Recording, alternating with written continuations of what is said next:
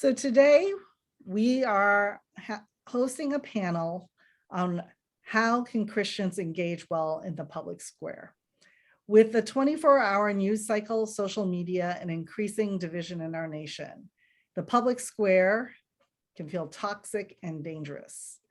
And for many of us who are professors or work on the college campus, it feels like that's an extra fraught place. So what is the call of Jesus for those who follow him and how to engage well in the public square? What is the good news we're called to speak about in this fractured time when cancel culture reigns supreme? Well, we have three amazing panelists who will be having a conversation with us about this.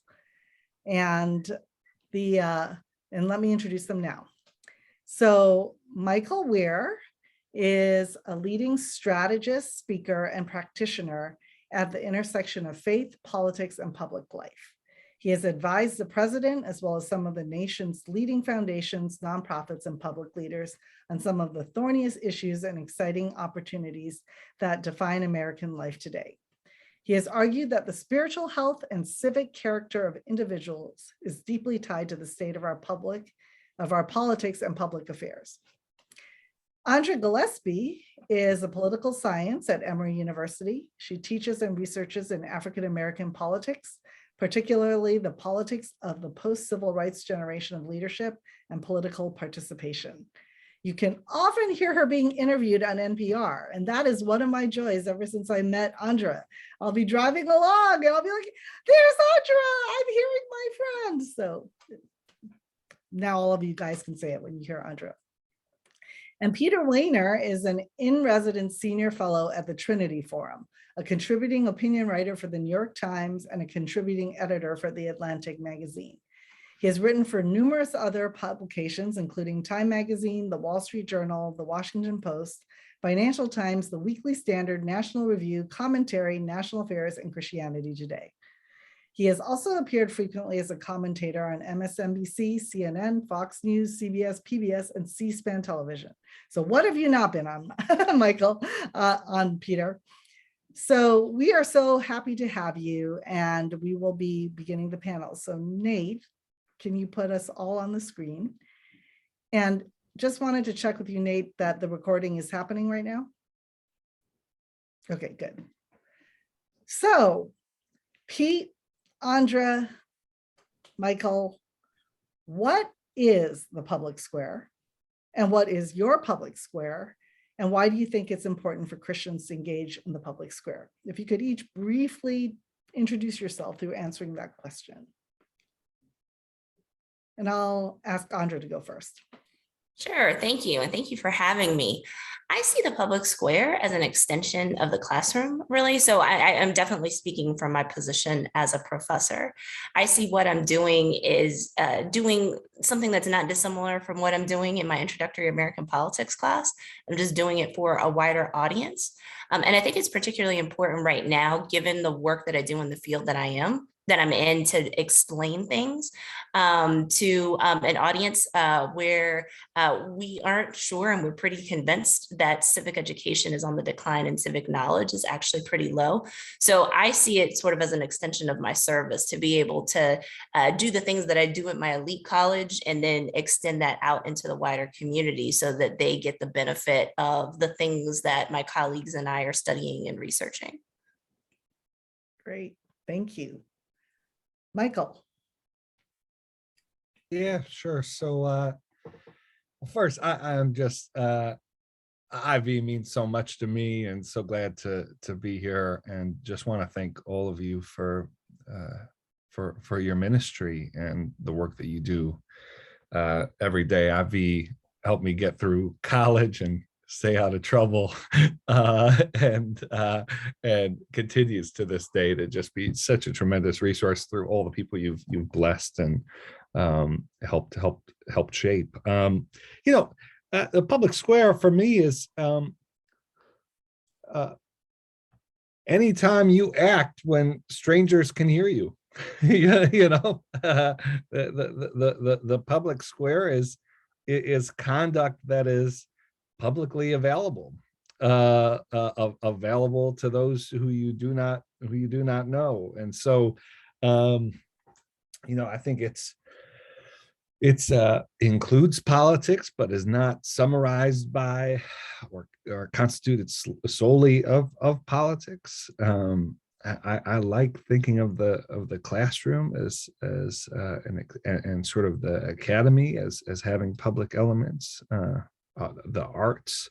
I'm really touched by all of the ways in which sort of private virtues have analogs in public. And so a lot of folks are familiar with, Cornel West saying that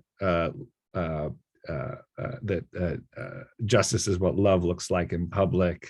I've described civility as what grace looks like in public, and I think that there is a way of transmuting sort of interpersonal virtues in public life. And I think and then just the other thing I'd say is that public life is the space to which Christians are called by Jesus, that there's a clear public call, a call out from just the confines of our intimate relationships, to serve, share knowledge with, testify and witness to, and be among the public. And so that's what I'd say. Thanks, Michael. Pete.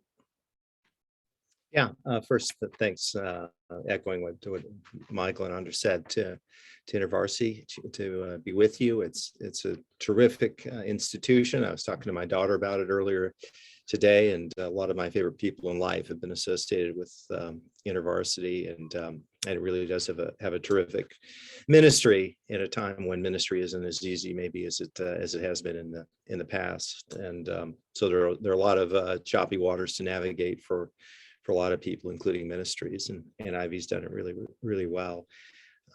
The public square. I mean, the public square is public. That's one thing. It's just not a private conversation. And I think about it as a place where people of various size to audiences of various size speak and argue and debate and persuade and listen to one another and speak to each other, and where emotions are expressed and deep convictions are articulated. Once in a while, minds are changed. But it's a place in which sensibilities are formed too. The sensibilities of individuals, sensibilities of communities, sensibilities of a country. So the public square matters a lot. I think when the public square is healthy, it can help encourage people in their journeys. And I think when the public square is in a bad place, it can pull people down, even wound people. I think in terms of Christians and what their obligations are, or why should they engage in the public square, and there are all sorts of reasons. But I think one part of it is that if you have something, maybe two elements to it. One is if you feel deep in your heart that there are things to share, truths to share, experiences to share, things that you want to impart to other people, to help them to see things better than they might see, or to feel things more deeply than they might feel them. The public square is one way to do it. The other thing, which I think gets less attention these days, is the public square is a place to listen to other people, to listen to their story, their experience, what it is that people who come at life from a different angle of vision have to teach us. Because everybody has blind spots, and the public square is one of the places where you can learn, if you're open to it, to seeing what blind spots you have, how you might need to recalibrate some of your thinking, and some of your own expressions. And then the last thing I'd say is the public square. The implication is that it's about words, and I think words matter a huge amount. I think words have the capacity to stir and uplift the human heart. Everybody knows the power of words, whether it's the words from a loved one, whether it's words from a letter, words from a poem, words from a song. those things can move us, and words can wound, and they can pull us down, and they can degrade. And I think everybody knows that on some level. I think everyone should care about words and the power of words, but I think Christians in particular have an obligation because in part because of the first chapter of John. Thank you. All three of you have quite a lot of opportunity, at least compared to someone like me, to be in the public square and to speak into it. So would you tell us about a time you thought you did well in engaging the public square? And then tell us about a time that you didn't do as well, or maybe even failed, and what you learned from that.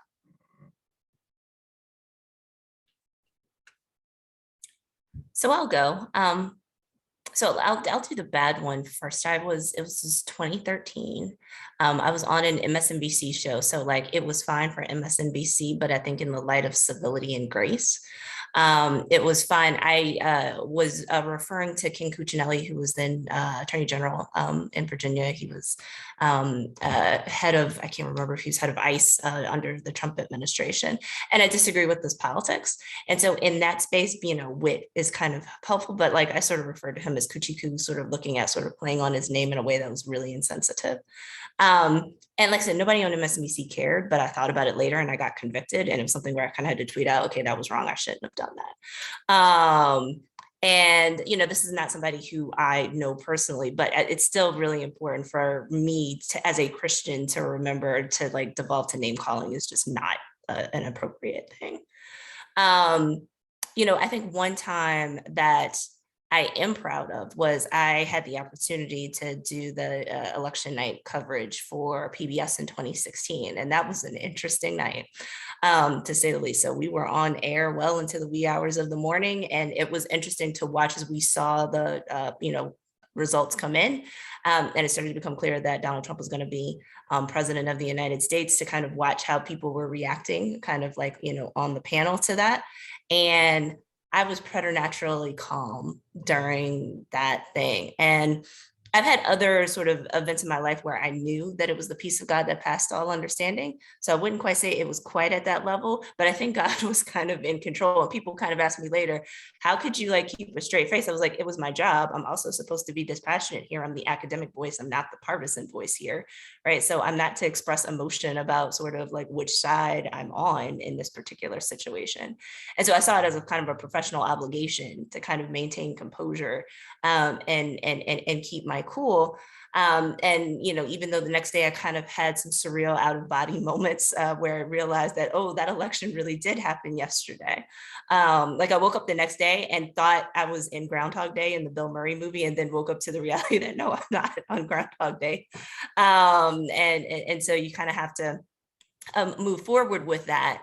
But that's the kind of moment that I model for. And I see that as particularly sort of important in a really partisan media environment. My job as the political scientist, as the analyst, is to actually be pretty dispassionate. And even though sometimes when things get really crazy and sometimes you have to call somebody out, I'm not doing it in a partisan way. And so, I'm very thankful that I was able to keep my cool and keep it together and model something for at least my friends who are watching me. Thanks, Andra.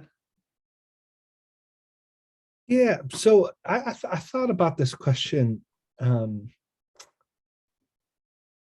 my main thought was, sort of worst and best sort of examples in the public square. There are some sort of common ways that those could be judged, right? Sort of article that got the most clicks, or you got canceled on Twitter, maybe not the best thing. But I think the most important thing for folks to think about is, context really matters.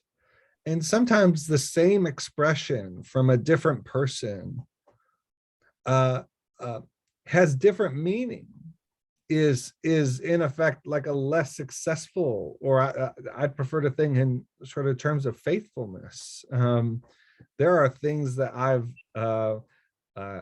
written or answers to Q&As that I've given that went over really well. And I left and I thought,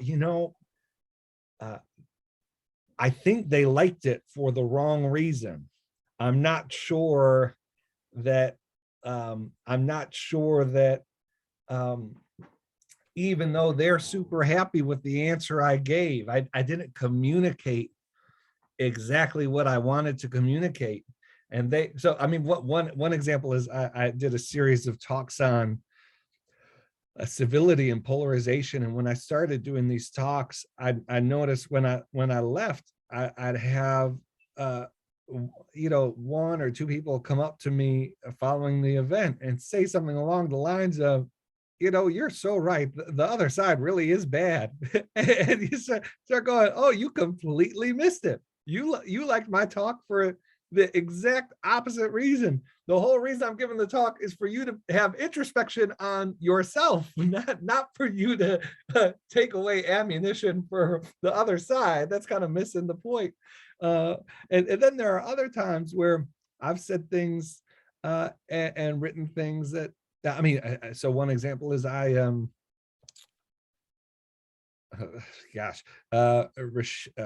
Congresswoman, when Trump took office,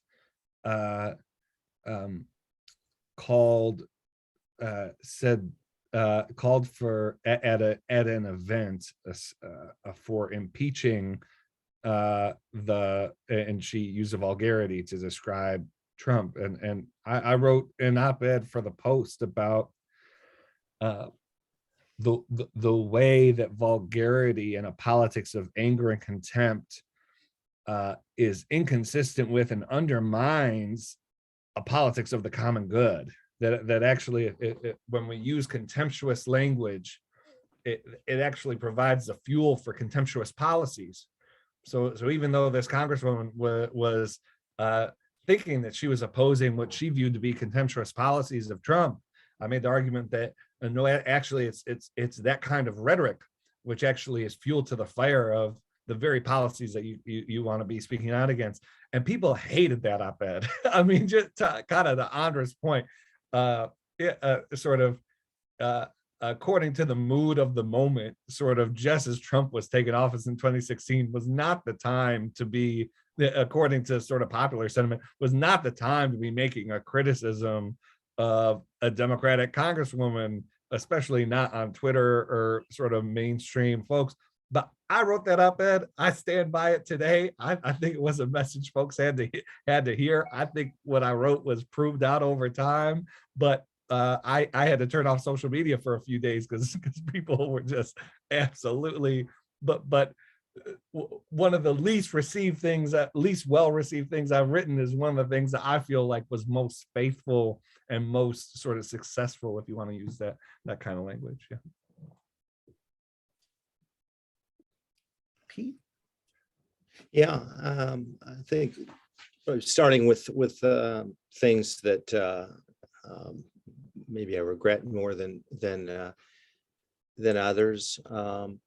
I'd say as a general matter, probably looking to where I was 10, 15 years ago versus where I am now as a writer. I think I did. There was too much confirmation bias in my writing, and I was writing too much as a political tribalist, sort of for my side. And I didn't really sense that then, or at least didn't sense it enough then. I think I see it more now. I think more recently I did a piece. It was in the context of Donald Trump Jr. Using the scriptures to essentially validate what I thought was a pretty brutal form of politics, which bothers me a lot. And I did a piece critical of him. I don't really, for the most part, have any regrets about the piece I wrote, except I did have a line in the first paragraph where I said that if Donald Trump Jr. has any redeeming qualities in his life, he's done a nice job hiding them. And that I'm not sure that's whether that's true or not. I'm not sure it was the right right tone. I usually, when I write, I ask myself, because of the nature of the kind of writing I do and the world that I'm in, I try and ask myself, are there lines that I'm crossing here? And then I try and think of people who have been role models in my life, or who are role models in my life, and then I try and ask myself, what would they think about what I've written? And Steve Wehner, who used to be president of the university, is one of those people. So that's one of the checks that I try and have, but I have it imperfectly. I'd say on the plus side, you write something that you think has touched somebody's heart, somebody's mind or somebody's heart, but probably the heart more. I've done probably 12 to 15 meditations on Christian meditations for the New York Times, not on the intersection of faith and politics, but just on faith. Those are probably the most meaningful things to me. And I did one, Where is God in the Midst of Pain? And that was meaningful to me because I heard from so many people, Christian and non-Christian, afterward, who shared their stories with me about pain that they'd gone through and experienced, the suicide of loved ones, the death of people, and I felt like that piece, for whatever combination of reasons, seemed to reach people, and they felt comfortable enough in opening up to me as a stranger to share their story. So I think when that happens, you have a sense, obviously, that I would think about it now. It's several years since I wrote that piece, but that was one in which I felt like, that was one I was glad to have done. When you write in politics, as I do, Michael does, others do, sometimes you write really good pieces and sometimes they're not so good, but the question is, how long did they last? It's one of the challenges in writing about politics is, can you speak to the moment in a way that has some deeper meaning and purpose? But a lot of times political events, political moments are ephemeral, and so are the pieces that you write on them. And so you try and think through, are there things that you've written or said that last with people and that encourage people in some way? Well, thanks for all sharing some of the vulnerable parts of your own journey. I'm noting that a lot of what you all have talked about is how you talk and how you treat others in the conversation. I wonder about but Pete, you just alluded to the actual topic of what you talk about. What do you think it's important for Christians to speak up about? What would you like sincere followers of Jesus to voice more often in the public square? And what do you wish we would shut up about?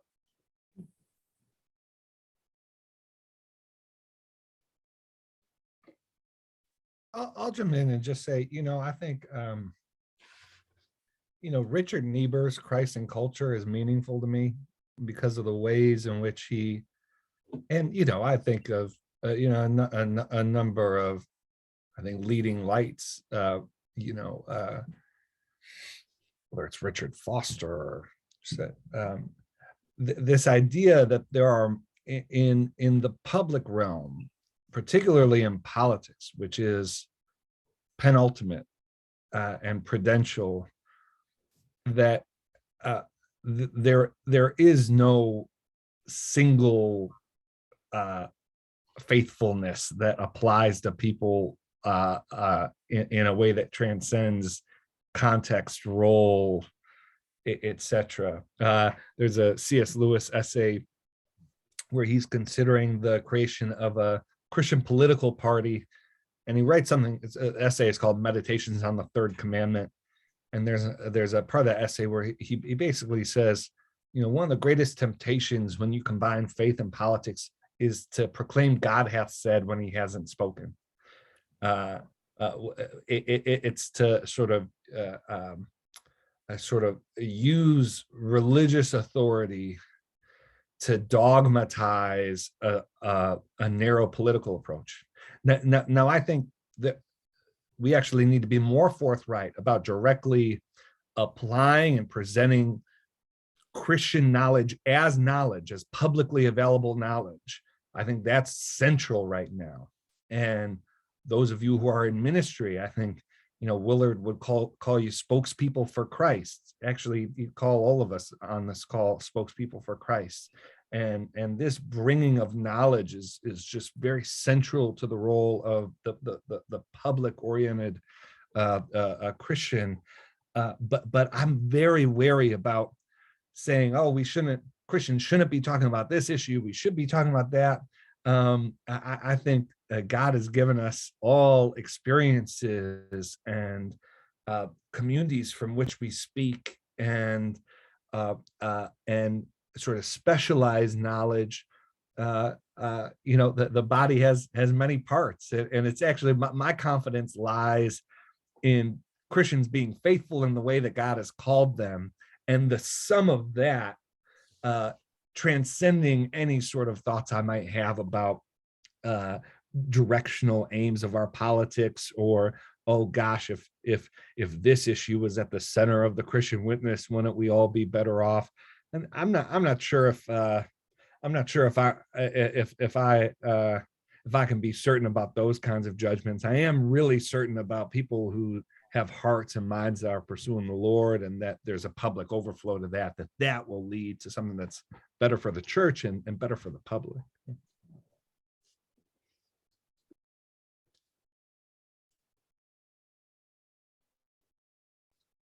Andra, you want to go? Well, I kind of want to go last, if that's okay on this one. Okay, sure. Sure, yeah. Happy to do it. Yeah, I mean, in some ways, I'm going to echo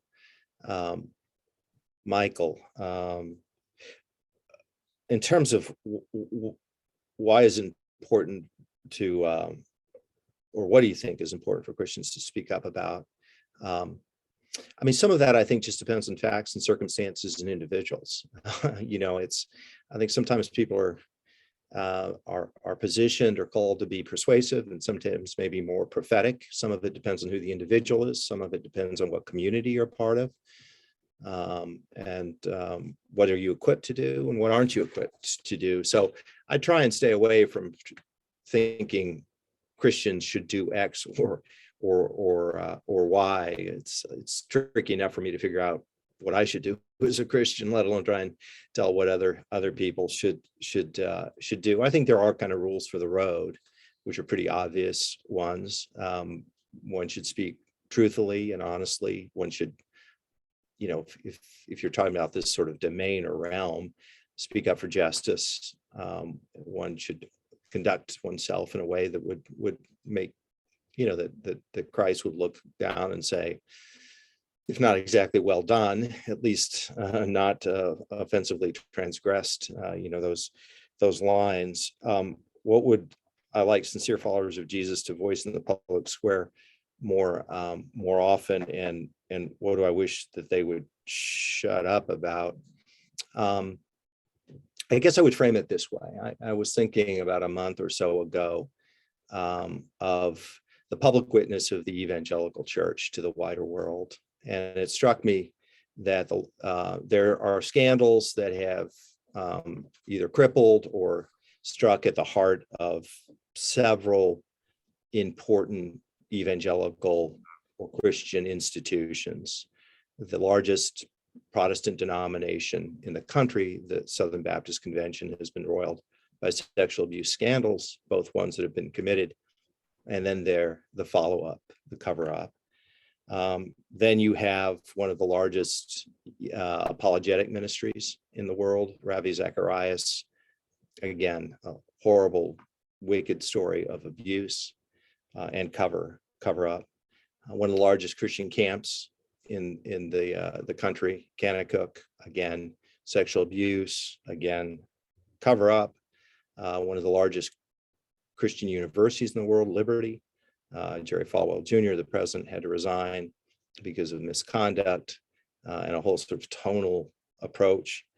Hillsong, not the group per se, but the churches that are part, again, seized by scandal. Those are huge, huge blows. That's tremendous damage to the public witness. It's tremendous damage to individual lives, people who were entrusted and cared and were to care for these people. In the name of Christ, these institutions and individuals stood and they did awful acts.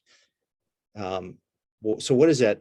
In light of that, I think a little more self-reflection and a little more lament and a little less instructing the rest of the world on their moral failures and what they ought to do and how they ought to live would probably go a long way toward helping the situation. I think lament is itself something that's important and called for.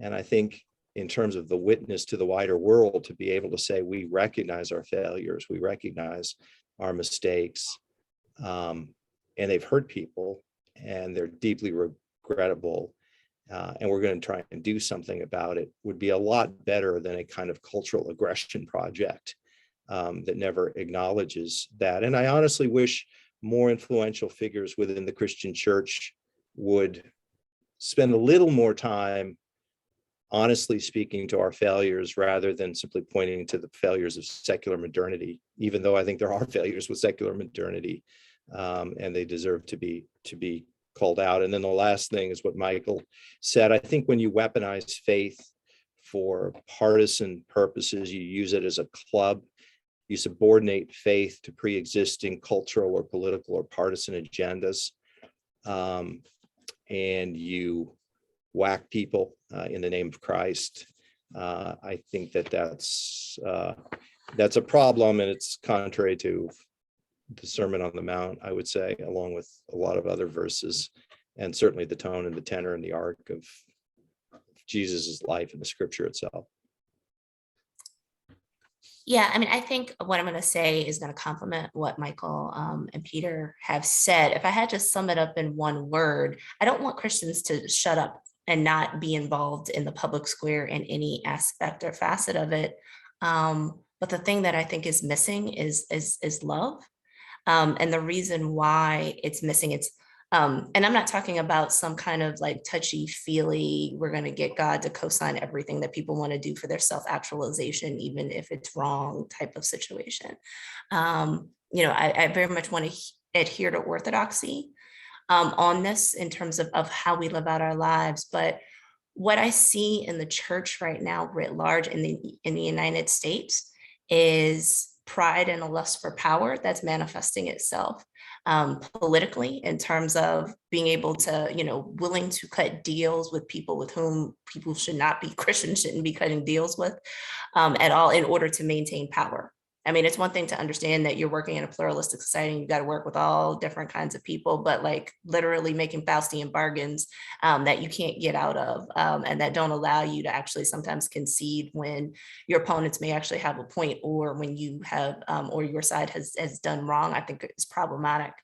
And I think it's actually hamstringing our witness. And I think about every horrible thing that happens all the time. And these are places where the body could actually be in a position to provide help. And then people could ask, why are you doing this? Or like, what is the reason for the hope that you have? And I just don't think we have the credibility to be able to say that a lot. I think there are a lot of debates that we can enter in on, but because some of us have chosen to very publicly kind of double down on stupid and extremist types of things, I just think it undermines our witness. And I don't think that it speaks to Christ. My mom always jokes that Jesus has bad PR, and that's a sort of kind of running sort of like, theme in many of our conversations of late here. And so to the extent that I want people to shut up, it's not that I want to, exclude people from conversations, but it's people have acted in bad faith and they've kind of lost the authority to be credible. And that's when I want them to shut up. It's not that I don't think that Christians don't have a thing to say about things. And I think even sometimes some of the issues that we embrace, even if we may be technically right in terms of what scripture says, right? The way in which we've gone about doing it, the reasons for which we've gone about doing it have been all wrong. And that's really transparent. And so because of that, like the world is calling foul, and we're not being persecuted, right, for the sake of Christ, we're being buffeted for our own foolishness. And this is one of those times where we need to just sort of really be humble and really acknowledge the ways in which we've screwed up. And I think the hard thing about this is that some people will call this cancellation. No, sometimes cancellation is you messed up and you kind of need to sit down and be quiet for a while. And sometimes some of the things you've done have gone so far that you've lost public trust that people are probably never going to trust you in a position of leadership and power again. But people who are so attuned to being in power and to feeling like they're being in charge don't know how to deal with that. And so then they pride discrimination and victimhood when they really haven't lost power at all. And so that's the thing that I find troubling. And as a Christian, I mourn the fact that I'm more annoyed with people who are my brothers and sisters in Christ than with people who I know are not operating sort of under the supposed guidance and control of the Holy Spirit. Because that's the other thing. I'm like, if you're a Christian, right, I see no fruit of this. And so I think there has to be a space for people to kind of call out, your discipleship sucked right now, right? Especially some people who like claim other people. I think it's important for us to be like, that person discipled you. That's probably not the right church for you to go to, right? Because if that's what their discipleship kind of points out, right? That's not speaking well to what their methods are, or to whether or not it's actually being controlled by the Holy Spirit. I'd just like to note, I so far have 2 future book titles. Your Discipleship Sucks, and I appreciate Pete giving us Whack Someone for Christ. So that's 2 book titles, and we still have 20 minutes left. So my book agent's going to be very, very thrilled. Yeah. Well, I'd like to take a little time to think about the campus. It's its own sort of public square, a microcosm of all that's going on in our nation.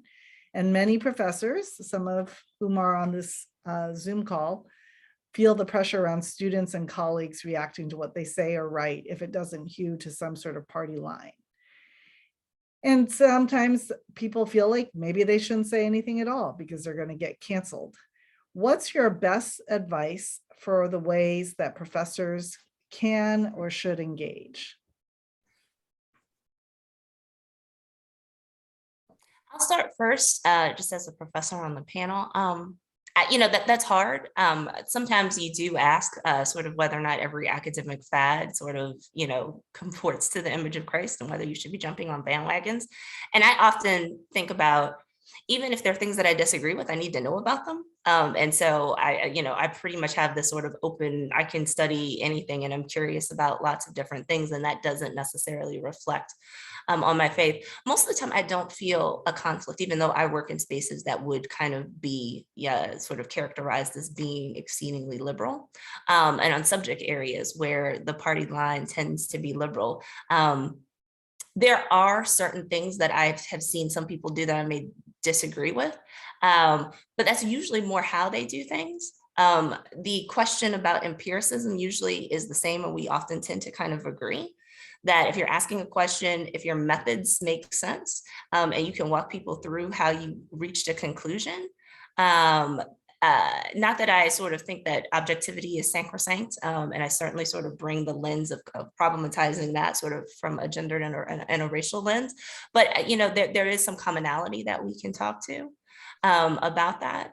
Most of the time, like when I'm worried about sort of being beset, it's not necessarily as a Christian. I probably am more likely to feel it politically in this particular moment as a Black person who studies race, and trying to explain to people that, we don't teach critical race theory in like kindergarten through 12th grade.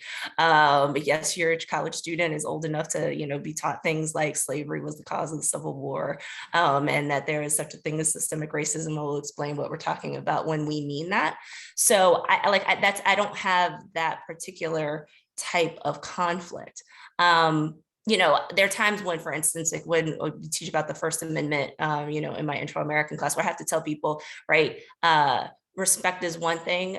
Not everybody's going to agree with you on everything. Not everybody can affirm sort of any and everything you do. And you're just going to have to, that's part of being an adult. And I see, and that message I think has been pretty well received. So I just, I think some of the things that some people talk about, while they're real, and there are some aspects of cancel culture that I am very concerned about, I think some of this is manufactured grievance, right, of people who actually have a lot of power, who just are not really inclined to share it, and are inclined to not be reflective of sometimes the ways when people challenge you on some of the things that you might be saying. So I do want to be respectful of the ways that like this is in fact real and it does hurt people. But I think there are a lot of times people sort of deploy that, and like they actually really shouldn't be doing that.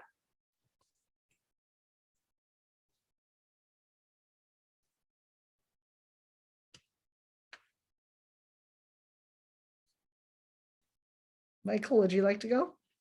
Yeah, sure. I'll just say, I think it's just so, I think it's so valuable for, especially at sort of in a public university, for Christian students and others to see people of intellect, people in scholarship um, who did not treat faith as a parochial folkway, but can and do again speak of the Christian faith as a source of knowledge that's publicly available. And some of the most important sort of figures in my life are people who have done that. And it's what the public so desperately needs right now. And it's folks who are in scholarship. You carry your willingness to do that in ways that are appropriate and in line with sort of your responsibilities. That means a great deal right now. And I speak with a number of faculty members that are often sort of presented with opportunities to speak to certain issues or be on certain panels or advise certain students. And I think there are very legitimate concerns about, well, if I do this, is it gonna hurt me in my field? Is it going to hamstring me in some way? Will I no longer be viewed as a sort of objective, someone who's just following the truth wherever it leads? Well, no, Christians ought to be known as the people who are most comfortable with reality, whatever it is. Reality is where Jesus is. It's other folks that we want to hold hands with and stare at reality together with. And so I'd encourage you, again, everyone has different circumstances, but to the extent that you're able to offer a model of someone who is intellectually rigorous, someone who loves the Lord with all of your heart, all of your soul, yes, but your mind too. That's a really essential thing in this particular moment. Yeah, I'd say a couple of things about this, and because I'm not an academic, it's not the world that I know best. I have friends who are academics and talk to students too, so I think I have a feel for what's going on. But again, it depends on what specific institution you're talking about. And I'd say as a general matter, and I'm sure this is partly an experience of my own life, by and large, there's some caveats to this, but the idea that the academy is a place where you cannot engage in an honest set of debates and differences, and that to the degree that students are feeling that they're either being shielded from or shielding themselves from different points of view, I think that's a big loss. And I've talked to students about it, my own daughter about it. What struck me about the conversations with her is the self-censorship that's going on. Actually, it's not this censorship from the other institutions, but it's the sense of what will happen to a student from other students to have any kind of thought or even in some respects questions that are outside of the party line. And I think that's a big loss. I think it's a big loss primarily for the students. And it's partly because in my own life, it's been really valuable to have people to challenge my views. It's not always the most uncomfortable thing in the world. But unless you think that you have arrived at some apex where you know the truth and all truth, and there's really nothing to be refined, nothing more to be learned, then, hopefully that kind of back and forth is going to be helpful, even though sometimes it can be painful. And everybody recognizes that we have concentric circles. And if you feel like there's something at the core of that concentric circle that's being challenged or under attack, like most of us, we're gonna push back. So that's just a general statement. I mean, I try and be sensitive. If you're a professor, you got waters to navigate, landmines to walk through that I don't. They exist for me. They exist for most people who speak in public life. But I'm appreciative of the fact that there are tripwires for different people. And you may think, look, I don't want my career to blow up for the sake of X issue. I think I can avoid that or keep my mouth shut. And I want to be appreciative of that complexity. I would say that in terms of advice on how to speak in these tumultuous times, to do it with care, to some degree, with some degree of understanding too. In my exchanges with students, and I have a fair amount of them, there tend not to be many issues that I shy away from if it seems appropriate or if I'm asked about them, including the hot button issues. Just the other week, I was speaking to some students from the University of Texas system, and there were issues about human sexuality and homosexuality and abortion. And I was completely comfortable in talking to people. I remember there was one student who said, I think that people on the transgender issue, if they hold a position, she was being very forthcoming. She said, if I feel like if they have a view different than mine, that they're immoral, and I don't really want to deal with them. And what do you have to say to that? And so we had a really good conversation about that.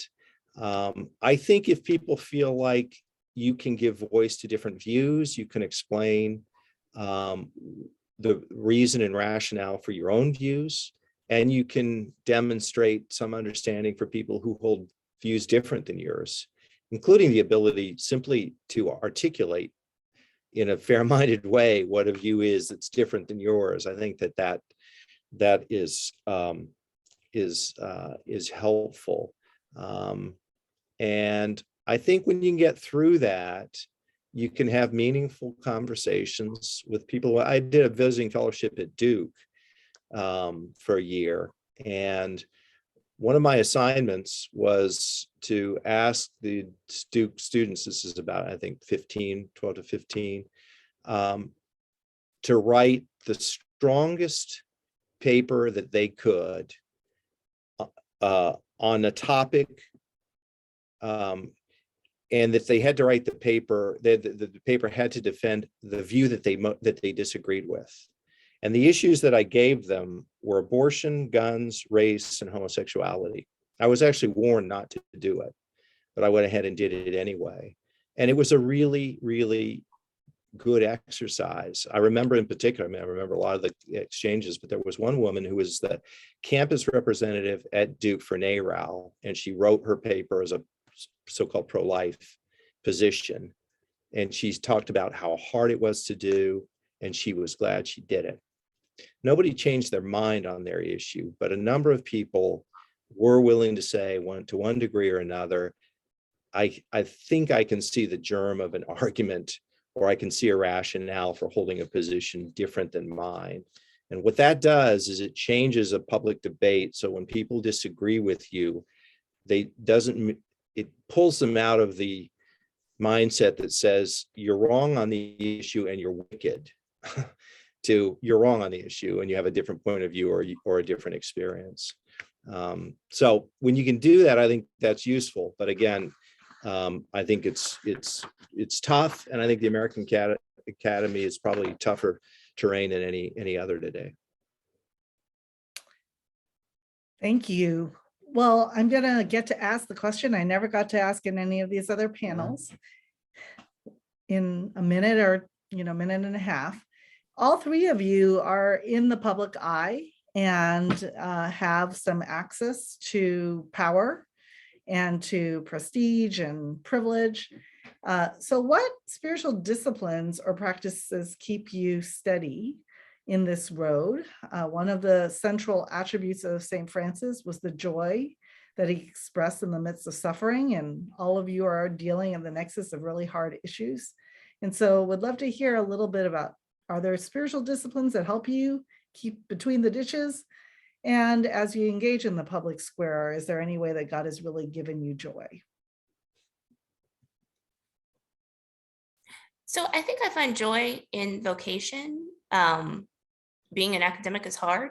I think every job is hard in some way, but what keeps me here, I think, is a sense of vocational calling. So I don't question that I was supposed to be a professor.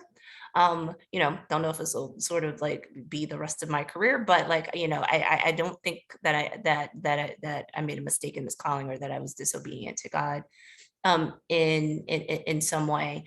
And I think sometimes that does actually give me the space and the distance to kind of be able to see the big picture as opposed to necessarily majoring in the minors. In terms of my spiritual disciplines, I mean, I think that, it's important for me just as a Christian to sort of keep up a daily walk with God to make sure that, I'm reading my Bible daily and doing those spiritual disciplines. I never thought about it in the context of this public work. But one of the things that I think I am mindful of is this idea of not doing things in my own strength. So, I can do that and mess up, and I certainly have done that before. But I often go back to oh Lord, I don't know what I'm getting ready to say, please help me, right? And sort of to think about preparation as well.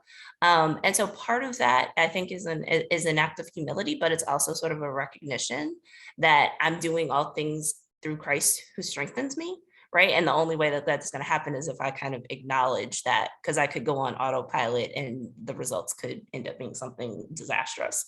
So I can't say that I necessarily am sort of conscious about doing that, but as we were sort of praying before the start of this call, like my own private prayer was, oh Lord, please help me, because I have no idea what I'm going to say. And so that and I prayer very, very often. And I think that that's sort of a reminder that I'm not doing this on my own, and I'm not supposed to be doing this on my own.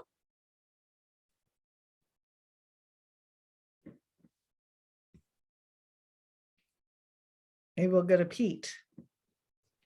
Sure. In terms of the spiritual discipline or practice, I'm not sure. I guess the way that I understand that, the way I interpreted the question, the way I think about it, is community. I think community is pretty big deal to me. Friendships are a pretty big deal to me. Being surrounded by people whom I love and trust and respect. And I think just in terms of the challenging road and the vocation that I have, just to give you an example, Mark Laberton, president of Fuller Seminary, or Philip Yancey or Francis Collins, people like those people I really admire, to both be in community with them, and again to think through, because I do admire them, what is it that I admire about them, and is there any way I can reflect what it is in my own work to imperfectly mirror sort of who they are, what it is about them that seems to resonate with me, and I think resonate with a lot of other people. So I think that kind of being surrounded, even, Michael and I are part of a Thursday call group, and friendships develop in these things, and just having that kind of those kind of relationships, people you can turn to one-on-one or in a group, or having a lunch. I think that's been helpful to me. I don't pretend to be any model on other spiritual disciplines, and I'm not sure, quite honestly, reading the Bible, I don't know how that would affect. I mean, my faith, I think, is so central to who I am. I've thought before, if I were to try and think through how do I view life without my faith, it'd be like if you'd said you drop dye into a glass of water. I mean, it doesn't segregate itself. It's like everything is sort of tinted to one degree or another, and so it's hard to untangle that. In terms of joy in the public square, I mean, I alluded to it earlier. I think on those rare occasions where where one is able to imperfectly impart something about Jesus, mostly his love, I would say, to others, that in a broken world, there's someone you can point to, something that's said that can lead a little bit more healing, a little bit more understanding. I think that brings an enormous amount of joy or satisfaction. Just like if you miss it, it can bring real sadness. But if you feel like you've been able to mirror that in some imperfect way, that's meaningful. Michael, last Yeah. word. I think silence and solitude are just essential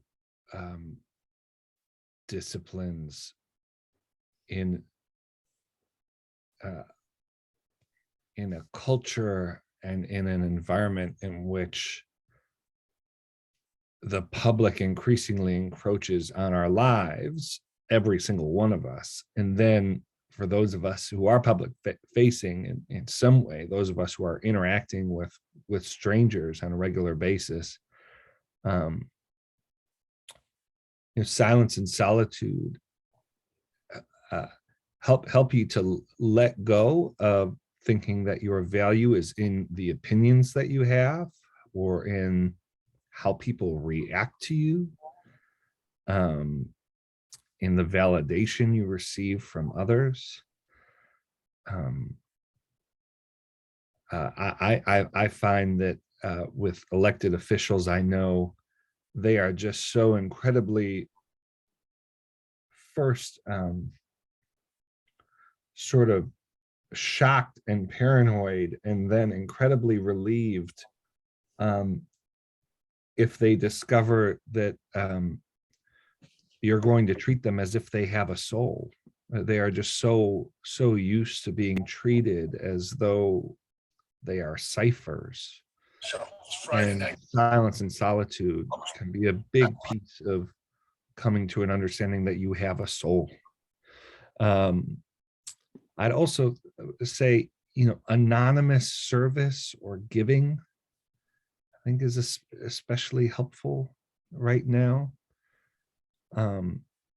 when so much of sort of the impulse to compassion or the impulse to justice is tied in a way that's very hard to disentangle from the performative aspects of it. To have the discipline of service with in a way that's anonymous, I think, is another way of sort of locating your validation and your motivations in a helpful way. I love the question of joy. For the last 7-8 years, as I've been sort of talking with folks and doing events, I read to them Dallas Willard's definition of joy, which is a pervasive and constant sense of well-being. That's how Dallas would define joy. And I ask people at my events, how many of you would say that our politics is full of a pervasive and constant sense of well-being? And it's a complete laugh line. But I try to remind them that we need to think about why that is the case. We need to think about why, when we think about the public, the security in which we at least hope to find in Christ somehow gets rationalized away, or we just simply can't find it. And if that's your position, that's a difficult place to be, and something that deserves care and prayer and compassion. But we really need to think why we think Jesus's love and care extends to the personal parts of our lives and not to our public life, and really explore that and see what we might find if we think about those things explicitly. Thank you so much. I really appreciate how you three have all shared from your lives, speaking the truth in love. And so I'm just we're a little bit over, but I want to make a couple announcements and then close this in a prayer. We are almost all the way through. We got a week and a half left or so of the Via Divina, and we have a couple more webinars that will be happening. In particular, next week, we'll be having one on creation care and a liturgy of joy. And then, of course, at the very end, we will have a closing ceremony. For those who have not yet signed up for the Franciscan Way, there's still time. These are 5 audio guides where you can walk and listen and be led in the life of Francis in prayer. It's a way to do solitude and silence while you're walking. And I actually usually do it with my husband, so not always alone, but a way to be in the very present with Jesus and learning. Let me close with a prayer from St. Francis that feels applicable. Lord, make me an instrument of your peace. Where there is hatred, let me sow love. Where there is injury, pardon. Where there is doubt, faith. Where there is despair, hope. Where there is darkness, light. And where there is sadness, joy. O divine Master, grant that I may not so much seek to be consoled as to console, to be understood as to understand, to be loved as to love. For it is in giving that we receive, it is in pardoning that we are pardoned, and it is in dying that we are born to eternal life. Amen. Thanks so much for being here. It's great to see you all, and may God bless you as you keep on journeying down the Franciscan Way in the summer that's very hot.